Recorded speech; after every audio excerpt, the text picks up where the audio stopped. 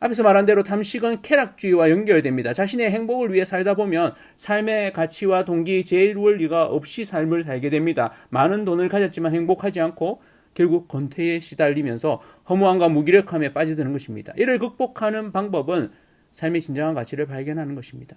그 가치는 영원한 것의 소중함을 우리에게 주시는 하나님임을 기억하십시오. 더 깊은 설교 오늘 7대제 6번째 탐식이라는 주제로 말씀을 나누겠습니다. 창세기 25장 27절에서 34절 말씀입니다. 에서가 장자권을 팥죽 한 그릇에 파는 부분이죠. 7대제를 6번째 다루고 있는데 이 다음 주가 이제 7대제가 마무리가 되겠죠. 이 다음 주를 마무리하고 나면 그 다음 주가 성탄절입니다. 연말에 성탄절을 맞이하기 전에 우리 자신을 돌아보고 또 죄를 인식하고 우리가 얼마나 죄를 짓기 쉬운 존재인지를 인식하게 되는 시간이 되는 것 같습니다. 그런 우리들을 구원하시기 위해 예수님이 이 땅에 오셨습니다. 또한 우리는 여전히 연약하여서 때로 죄를 짓습니다. 그럴 때마다 우리는 주님 앞에 다시 나아가야 함을 보게 됩니다. 자신을 정직하게 바라봄으로 하나님 앞에 우리 자신을 겸손하게 바라보는 시간 되기를 원합니다. 요한일서 1장 9절에는 이렇게 말합니다. 만일 우리가 우리 죄를 자백하며 그는 미쁘시고 의로우사 우리 죄를 사하시며 우리를 모든 불의에서 깨끗하게 하실 것이요. 아멘. 오늘 다루는 탐식을 생각하면서 여러분은 어떤 생각이 드시는지 모르겠습니다. 많이 먹는 것도 죄인가? 그런 생각이 먼저 듭니다. 소위 우리 속담 중에 먹고 죽은 귀신은 때깔도 좋다 이런 말이 있는데 먹는 것 가지고 이렇게까지 하나 싶기도 할 수 있습니다. 여러분 한번 생각해 보십시오. 한 5가지 정도 되는데 여러분에게 해당되는 것은 어떤 상황인지. 첫 번째, 급하게 먹는 속식. 두 번째, 개걸스럽게 먹는 탐식. 세 번째, 지나치게 많이 먹는 과식. 네 번째, 까다롭게 먹는 미식. 다섯 번째, 사치스럽게 먹는 호식. 어떻습니까? 몇 개나 해당됩니까? 급하게 먹는 속식은 음식을 대하면서 감사하지 않고 허겁지겁 재빨리 먹는 것으로 먹는 일 자체에 골몰하는 것입니다. 두 번째, 개걸스럽게 먹는 탐식은 음식에 대한 욕심과 집착으로 다른 사람을 배려하는 마음은 자취를 감추고 맹렬하게 먹는 걸 말합니다. 세 번째, 지나치게 많이 먹는 과식은 식욕을 억제하지 못해서 딱 한 입만 더 하며 수저를 놓지 못하는 것을 말합니다. 그리고 네 번째, 까다롭게 먹는 미식은 많이 먹지는 않지만 비싼 음식을 원하지도 않지만 까다롭게 요구함으로 요리하는 일을 힘들게 합니다. 그러면서 자신은 그저 소박하게 먹는다고 생각하며 예민한 요구들을 해대는 것입니다. 다섯 번째, 사치스럽게 먹는 호식은 음식 자체만이 아니라 정서적인 만족감까지도 매우 중시해서 아주 고집스러운 것을 말합니다. 그레고리우스는 탐식을 이렇게 더 세분화시켜서 5가지로 말을 했습니다. 이 부분을 보면서 저는 다 해당이 되는 것 같아서 사실은 이 말씀을 준비하면서 좀 힘들기도 했습니다. 탐식에 있어서 죄인임을 좀 보게 됩니다. 성경에는 탐식과 관련된 말씀이 제법 많습니다. 구약에서 첫 시작인 아담과 하와가 선악과를 따먹는 것이 나오죠. 먹음직하고 보암직한 에덴 동산에서 유일하게 먹지 못하게 금한 열매였는데 그걸 먹죠. 그로 말미암아 인간은 죄인이 됩니다. 당대의 의인인 노아는 홍수 심판에서 살아남아서 땅을 일구고 포도나무를 심어서 포도 열매를 얻게 됩니다. 하루는 그 포도 열매로 담은 술에 취해서 실수를 하게 되죠. 벌거벗은 채 잠이 들어서 그 수치스러운 모습을 자녀들에게 보이게 되죠. 이로 말미암아서 하나님 앞에 부도덕한 일을 행하게 되고 아버지의 수치심을 조심했던 셈과 야벳과는 달리 그 아버지의 수치를 숨기지 않은 함과 그 자손 가나안은 저주를 받게 됩니다. 실수는 노아가 했지만 그로 인한 저주는 함과 자녀인 가나안이 받는 거죠. 오늘 같이 본 말씀 또 에서의 이야기 우리가 읽었던 본문인데요. 에서는 사냥을 갔다 와서 허기에 지쳐 있는 상황입니다. 팥죽을 보자 정신이 혼미해지죠.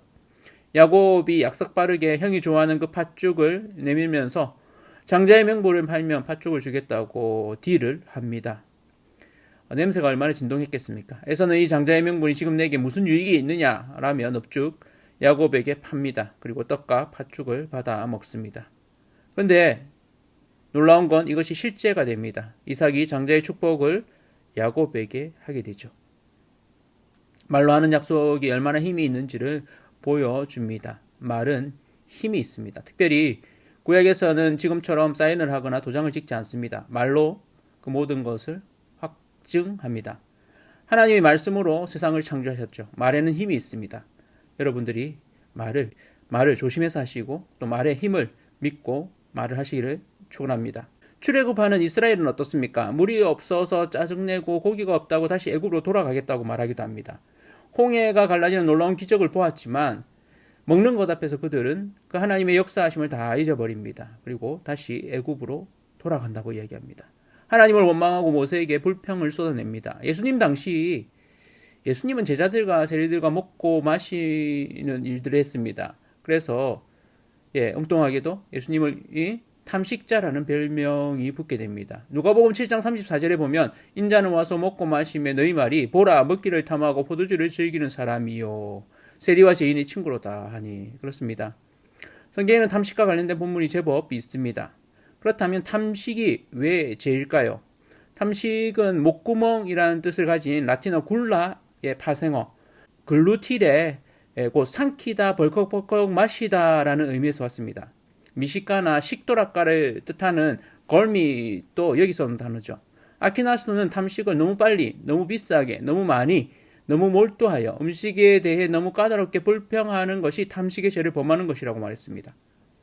죽음에 이르는 죄로서 탐식은 먹고 마시는 쾌락의 과도한 열망 또는 다른 어떤 열망으로부터 완성된다고 했습니다. 탐식이 주는 쾌락은 그 자체로 후각과 맛의 쾌락뿐만 아니라 오르는 혈당에서 기인하는 만족스러운 감각을 넘어서서 포만감에 의한 공복, 통해, 근절을 포함하여 신체를 손상시키는 원인이 되기도 합니다.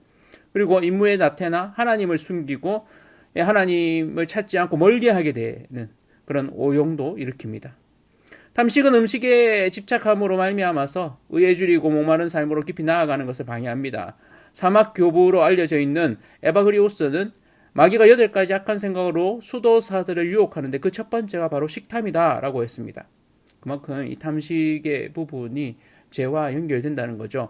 존 카시아는 탐식을 영적 전쟁의 가장 첫 자리에 놓은 것은 가장 범하기 쉬운 죄였기 때문입니다. 말씀에도 이렇게 있습니다. 잠언 23장 20절에는 술을 즐겨하는 자들과 고기를 탐하는 자들과도 더불어 사귀지 말라고 했습니다. 잠언 28장 7절에는 율법을 지키는 자는 지혜로운 아들이요 음식을 탐하는 자와 사귀는 자는 아비를 욕되게 하는 자니라 라고 탐식을 경계했습니다. 탐식의 본질은 음식을 통해 삶의 즐거움을 찾는 것이고 그 즐거움에 대한 욕망이 삶을 이끌어가는 것입니다. 그로 인해 하나님을 가까이하고 도덕적으로 살려는 의지를 무너뜨립니다. 오늘 본문에서 그의 장자의 명분을 이렇게 하찮게 여기는 에서를 봅니다. 왜 그렇게 했을까요? 탐식에 넘어져서입니다. 몸이 붉다 한편으로는 사냥을 즐겨 했고 이방의 여러 여인과 결혼을 했습니다. 에너지가 넘치고 자신이 원하는 대로 살았던 자가 에서입니다.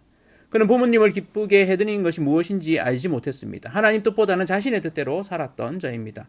자신의 감정에 충실했죠. 그로 말미암아서 그는 하나님의 약속의 백성에서 배제됩니다. 그의 후손은 에돔인이 되었습니다. 창세기 25장 33절에서 34절을 보면 에서가 맹세하고 장자의 명분을 야곱에게 판지라. 야곱이 떡과 팥죽을 에서에게 주매 에서가 먹으며 마시고 일어나 갔으니 에서가 장자의 명분을 가볍게 여김이었더라라고 말했습니다. 그의 탐식의 행동은 한편으로 그가 어디에 가치를 두고 살아가는지를 여실히 보여줍니다. 왜 탐식이 문제가 될까요? 아니 시대도 달라지고 얼마든지 먹을 것이 풍부하고 가끔씩은 잘 먹는 것도 필요하지 않습니까? 맞습니다. 그러나 초대교회나 중세시대, 종교개혁 때는 그리스도인들은 금욕과 절제를 중시했습니다. 르네상스를 거치고 근대에 들어오면서 음식은 성실한 노동에 대한 보상, 또 일상의 즐거움으로 자리하면서 이런 풍성한 식탁은 개인의 능력과 부여의 표상이 되었습니다. 그래서 그것이 인정되었습니다. 그런데 20세기 후반에는 건강과 미모를 위해서 음식에 대한 절제, 우리 다이어트라고 하죠. 이 다이어트라는 이름으로 기현상이 생겼습니다. 한때 부풀어 오른 배는 사장의 상징이었습니다. 그러나 지금 시대에 부풀어 오는 배는 비대해진 몸은 자기 몸을 제대로 가꾸지 않은 죄로 인식됩니다. 몸에 대한 관심과 자부심이 커지면서 몸에 대한 숭배와 집착이 나타납니다. 하나의 종교가 된 듯한 현상까지도 보여줍니다. 이러한 탐식의 모습을 잘 보여주는 이솝 우화가 하나 있습니다. 부엌에 무언가가 쏟아졌습니다. 꿀단지. 수많은 파리가 부엌에 엎질러진 그 꿀단지에 몰려듭니다. 파리들은 꿀단지 안에 발을 들여놓습니다. 그리고는 탐욕스럽게 빨아먹기 시작합니다. 발이 꿀에 미끌리며 빠져들기 시작합니다. 발을 움직이기 힘들어지고 날개에도 꿀이 묻어서 날개짓도 할 수 없습니다. 헤어나오지 못하고 심지어 먹고 있던 꿀로 인해 숨이 막힙니다. 숨이 넘어가기 전 파리들은 탄식하며 이렇게 말합니다. 우리는 얼마나 어리석은가. 이 작은 즐거움 때문에 우리 목숨을 잃고 있구나. 탐식을 너무 잘 보여주는 한 장면이라고 할 수 있겠습니다. 탐식은 먹는 것에서 시작해서 즐기는 것으로 확장됩니다. 그리고 우리를 망칠 수 있습니다. 우리가 발을 담그고 있는 모든 일, 음식뿐만 아니라 음악, 책, 그림, 만화, 유튜브, 축구, 골프, 다른 그 무엇을 통해서 우리는 탐식이 자신을 망가뜨릴 수 있음을 알아야 합니다. 탐식은 쾌락주의로 발전합니다. 우리 삶에 권태를 가져오기도 합니다. 권태는 우리 삶의 허무함을 조장하고 삶의 의욕을 상실케 합니다. 늘 새로운 즐거움을 쫓는 이 쾌락주의, 쾌락을 쫓다 살다 보면 삶은 새로운 것을 찾기에 급급하게 됩니다. 그리고 결국엔 탈진하기에 이릅니다. 권태는 우리 삶을 망가뜨리고 삶의 동기, 제일 원리를 놓치게 만듭니다. 그저 자신의 행복과 쾌락만을 추구하는 삶을 살도록 만들고 삶의 진정한 가치를 허물어뜨리죠. 바울은 이런 탐식자를 두고 그들의 배가 신이라고 말했습니다. 빌립보서 3장 19절에 그들의 마침은 멸망이요 그들의 신은 배요. 그 영광은 그들의 부끄러움에 있고 땅의 일을 생각하는 자라라고 말했습니다. 그렇다면 이런 탐식을 벗어나는 길은 없을까요? 어떻게 하면 이 탐식을 극복할 수 있겠습니까? 두 가지 정도를 나누겠습니다. 첫 번째는 탐식을 극복하는 방법 첫 번째 금식입니다. 먹고 사는 문제보다 더 중요한 것이 있음을 알아야 합니다. 예수님조차 40일 동안 금식한 상황 가운데 사탄이 돌덩이를 떡으로 만들라고 유혹했습니다. 그럴 때 뭐라고 하셨습니까? 마태복음 4장 4절이죠. 예수께서 대답하여 이르시되 기록되었을 때 사람이 떡으로만 살 것이 아니요 하나님의 입으로 나오는 모든 말씀으로 살 것이니라 하였느니라. 그렇습니다. 금식은 일종의 자기 부인 행위입니다. 멈추는 것, 제한하는 것이 시작이라면 채우는 것도 함께 해야 합니다. 영적인 것, 신령한 것을 먹는 것이 또 다른 금식의 목적입니다. 금식이 아닙니다. 금식의 목적은 우리 존재가 영적인 존재임을 인식하는 것에 있습니다. 하나님과 함께 할 때, 하나님의 말씀을 맛볼 때 살아난다는 것을 기억하고 그 경험을 새롭게 하는 것입니다. 시편 34편 8절에는 너희는 여호와의 선하심을 맛보아 알지어다. 그에게 피하는 자는 복이 있도다. 아멘. 그렇게 말했습니다. 시편 119편 103절에는 주의 말씀의 맛이 내게 어찌 그리 단지요 내 입에 꿀보다 더 단이다라고 말했습니다. 실제로 유대인들은 13세가 되면 율법을 보기 시작하는데 그 책에다가 꿀을 발라 넣었다고 합니다. 금식은 자랑을 위한 것이 아닙니다. 이는 신령한 양식을 먹기 위한 준비 단계입니다. 세상의 것, 육체의 것을 잠시 포기하고 멈추는 것이죠. 이를 통해서 하나님을 즐거워하고 신령한 양식을 먹는 즐거움을 회복하는 데 있습니다. 2023년 기장새삼교회는 새로운 표어로 복음의 능력을 맛보는 교회를 이렇게 정했습니다. 우리 교회가, 우리 성도님들이 믿으시는 분 한 분 한 분이 말씀의 능력, 복음의 능력을 맛보기를 축원합니다. 그 시작은 하나님 앞에 서는 것입니다. 하나님 앞에 앉는 것입니다. 말씀의 맛을 보는 것입니다. 특별히 내년 3월부터 2달에 걸쳐서 리딩 지저스라는 책으로 8주, 또 가을에는 9월, 10월 7주 성경 읽기와 성경 공부를 오후 시간, 점심 식사 후에 1시간 정도씩 하려고 합니다. 복음의 능력을 맛보는 2023년이 되기를 기대하고 소망합니다. 탐식을 극복하는 두 번째 방법은 식탁 교제입니다. 탐식의 한 특징이 음식에 지나친 관심입니다. 그리고 다른 것에 대한 무관심입니다. 이로 말미암아서 감사가 없는 삶입니다. 재란, 지나친 욕망이고 탐식은 탐욕의 한 형태이자 이것이 정욕으로 이어집니다. 음식을 많이 먹게 되면 음식에 대한 욕구가 필요를 넘어 지나치면 탐식의 죄에 빠지게 되고 이 욕구가 넘쳐 흐르게 되면 육체의 죄인 정욕으로 넘어가게 됩니다. 위대한 수학자이자 종교사상가인 파스칼 그리고 철학자 키에르케고르는 현대인의 가장 위협적인 악을 권태라고 했습니다. 탐식은 권태를 불러올 수 있습니다. 탐식의 다른 형태는 권태를 일으킬 수 있습니다. 앞에서 말한 대로 탐식은 쾌락주의와 연결됩니다. 자신의 행복을 위해 살다 보면 삶의 가치와 동기, 제일 원리가 없이 삶을 살게 됩니다. 많은 돈을 가졌지만 행복하지 않고 결국 권태에 시달리면서 허무함과 무기력함에 빠져드는 것입니다. 이를 극복하는 방법은 삶의 진정한 가치를 발견하는 것입니다. 그 가치는 영원한 것의 소중함을 우리에게 주시는 하나님임을 기억하십시오. 식탁 교제는 우리 삶이 이웃과 연결되어 있고 사랑을 나누는 매개체로서 음식을 사용하는 것입니다. 자기 만족과 쾌락의 축으로서 음식이 아니라 이웃을 식탁으로 초대하는 일이죠. 이는 하나됨의 행동이고 교제하고 친구를 만드는 우정의 접시가 됩니다. 기독교 공동체는 말씀 공동체일 뿐만 아니라 밥상 공동체입니다. 우리가 함께 식사하는 것은 먹는 것을 탐하기 때문이 아니라 먹는 것을 통해서 감사하고 함께 나누고 일치됨과 교제의 풍성함을 누리는 것입니다. 그뿐 아니라 예수 그리스도의 부활에 동참하여서 함께 즐거워하는 것이죠. 예수님이 부활하신 이후에 제자들을 찾아와서 처음 하신 일이 함께 식사하신 것입니다.